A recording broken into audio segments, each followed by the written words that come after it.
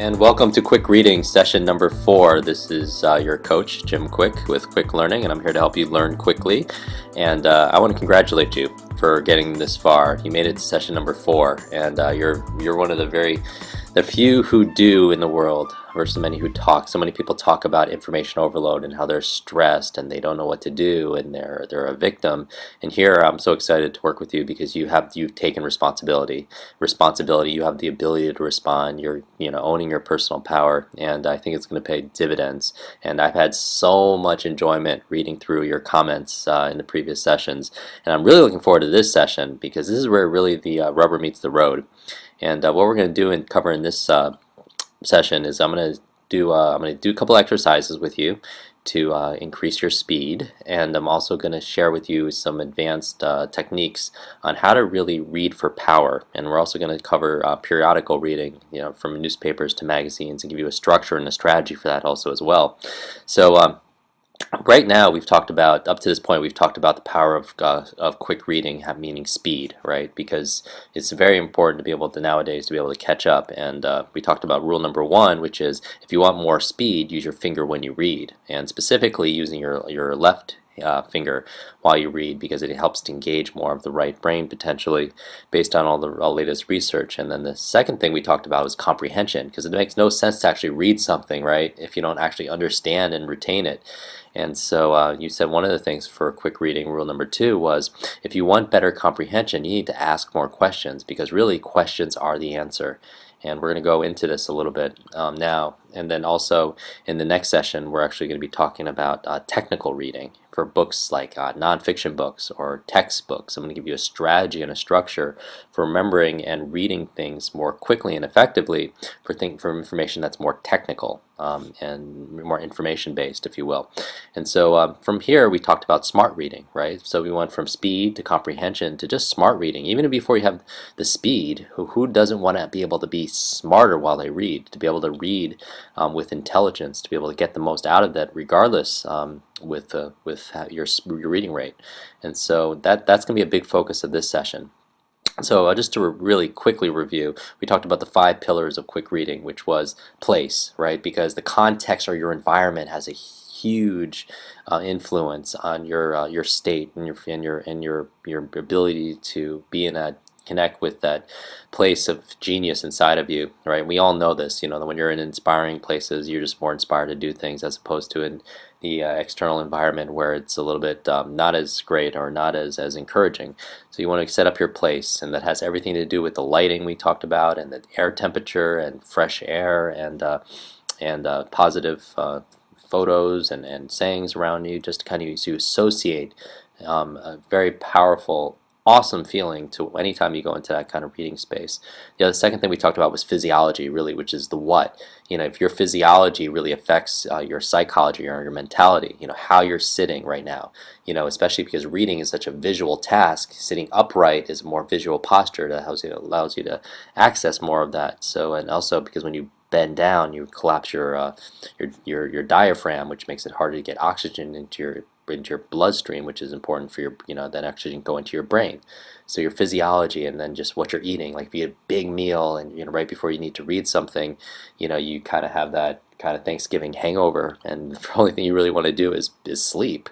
And so every physiology has everything to do with your posture, to your breathing, to your diet and what you're putting in your body, including the nutrition, which we offer. We have some bonuses in your module to be able to learn from some amazing doctors in that area. The third thing we talked about is your psychology. So where physiology is your body, psychology is your mind, and that's really setting your expectations. What are your beliefs? Why are you doing what you're doing, especially when it comes to reading? Because motivation, your motive for action, is extremely important. And again, I'm saying this as your coach, not necessarily telling you something you don't already know and you already own, but sometimes a coach is somebody who just kind of points it out to you and makes it distinctive and maybe has perspective after working with countless of individuals to be able to show you what you're doing when you're doing awesome. So your psychology is why am I reading this, and what beliefs empower me to be able to move forward, and to be able to really analyze those ideas, to be able to say, like, because so many people have beliefs about how smart they are, or how good their memory is, or where they go when they're stressed, for example. And so psychology is very important, but the big thing is asking why. Why do I want to do this? Why do I want to read this? And after that, we talked about the procedure, and that's really the basis of this quick reading program is the how. How do you do it? And the structure of and the strategy and the skills and the abilities that we're actually uncovering with quick reading. I'm going to give you a lot of that in this session today. And then finally, once you know the how, you got to practice it, because that's really scheduling when you're actually going to build those kind of muscles. Because if you want it to turn into an ability, then it requires you to be able to step up and build those neural pathways, build that habit, because first you create your habits and then they create you. And very, very, very powerful to be able to really, what is your daily practice? And I just wanted to make a little mention here, because a couple people had emailed or posted down below in previous sessions. Yes, absolutely, your eyes could be a bottleneck to your ability to read if they're not operating or functionally as healthy as they could be. And so some people cannot read more quickly because they have trouble focusing, and it's not a matter of their ability or their brain, but it purely has to do with the organ that is your sensory organ called your eyes, that are actually bringing in the information, from the book or the newspaper or the online reading. So, reading is primarily obviously a visual process. It's absolutely vital to keep your eyes healthy. So, obviously, recommend seeing a professional to be able to just check your eyes and possibly improve it. After that, we talked also about something called palming, and this is something we've mentioned in different interviews before. If you might have listened to palming, is a technique where you take your hands and you actually clap them together, and you can do this now, and then you rub them together. You can kind of hear that and kind of feel it, and do this with me. As you're doing this, as long as you're not like on a treadmill somewhere, because I know some of you are watching this on your iPads or iPods, and so you're warming up your hands, and then you're taking the palms of your hand and you're pressing them gently, not pressing them, just holding them right on the eyes. So you're taking the palms, and your right hand is on your right eye, left hand is on your left eye, and the palms just covering your eyes, not pressing on your eyes, just covering them. And as you're doing that, you're breathing. And the thing is the reason why that this is it's relaxing for you is because your eyes could really strain, over time of reading, especially if you're reading quickly and you're going back and forth. And some people tend to cram, like if you're in school or you're preparing for a meeting, and they just look at a computer screen for like hours and hours and hours. So important that you adjust, and you can talk to any doctor about this, eye doctor.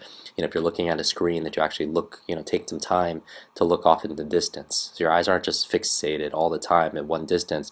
And palming kind of gives your eyes a rest also. And then after that, I wanted just to mention also, when we're talking about the eyes, that yes, because there was one question on this, part of what makes quick reading possible is that when you're reading words on a page, you're actually seeing more and more groups of words as opposed to one individual word. It's the equivalent if you're looking on that page right now and you see the last line, ever going to leave the lady in black. Some people go there and they see every single word, or that the equivalent, just to go really extreme, would be to see every single letter. Like, you don't see the E and the V and the E and the R, you see them as whole. Right, so like quick readers, actually, when you're going through the page and you're going left to right and your eyes are being pulled through it using your finger or visual pacer, you start seeing groups of words like ever going to and leave the lady and in black or lady in black. You start seeing chunks of words, which obviously takes a lot less time. Plus, it's more effective also because slow readers tend to not get the whole concept right away, because it takes them a little while to kind of see the whole main idea, as opposed to somebody who's more of a quick reader. They're going through the page and they're getting those whole ideas faster. Okay, so to answer one of the questions that was posted, yes, you're not looking at specific words, you're just looking at group of words and looking for those main ideas as you're reading. And then from there, obviously, you're able to see more and absorb more. Now, one other question that came through that I wanted to address was proper book holding and the position of the book, because some people I noticed that they're reading that they have the book flat on the table, but the challenge is if you're upright, which we know because you're in a visual mode and because you want to get as much oxygen into your body and your brain, that you're going to sit upright.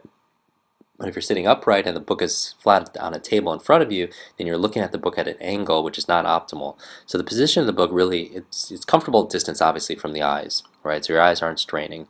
And then also the top of the page should really be about the same distance to your eyes as the bottom of the page, meaning that you're holding it directly kind of in the middle. And so the reason what we do is we actually tilt the book, because if you're not going to tilt your body, which you don't want to do, then you have to tilt the book. And you can rest it on the table or rest it, if your legs are crossed, on your knees or something, and then you're using your actual opposite hand to turn the actual page. So if we're going to page turning, then obviously, if you're reading with your left hand, which is actually natural for, if you're reading, books, and especially in English, where they read left to right, and the pages are left to right, then you're turning, it's very natural to be able to turn the page with your right hand.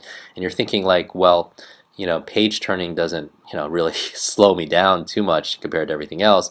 But if you're going more quickly, then, taking time, the difference between taking, 4 seconds to turn a page or 1 second definitely can make it a little bit of a difference over time, right? And so if you want to do it properly, the book is tilted, you're reading with your left hand, and you're holding the book, in place as you're turning with your right hand also as well. But we don't talk too much about this, just because everybody body's body is a little bit different, and so it's kind of idiosyncratic depending on how you're used to using your body, what feels most comfortable for you, and that's the most important thing. And so what you'll need in this session here, as we get started, is I'm going to ask you to make sure you have your hardcover fiction book that you've been reading, or a brand new one, because this is not just something you want to learn in theory, this is something you really want to practice. And then you want to get your pen and pencil, or pencil, post-it notes or paper clips. It's optional, but we need to be able to mark. If you don't want to mess up your book and use little marks in there, or it's not your book, then you need a post-it note or a paper clip. And I'm also going to ask you to keep your notebook to just write down those little gems that I might share with you, that just like give you that aha feeling. It's just like, whoa, eureka, I got it. And that's one of the reasons why we go through and talk a little bit about repetition, because repetition definitely leads to power, right? And especially the practice. And so you want to be able to capture that information down, and also, if you have it with you as some kind of periodical, like a newspaper or magazine, or ideally both, because we're going to go through strategies for both newspapers and magazines in this session here. At least the basics here. We'll cover more of it in the next session. Okay, so you can pause it or get that together, and once you do have that information in front of you, all those materials in front of you, we're going to assess your current reading rate.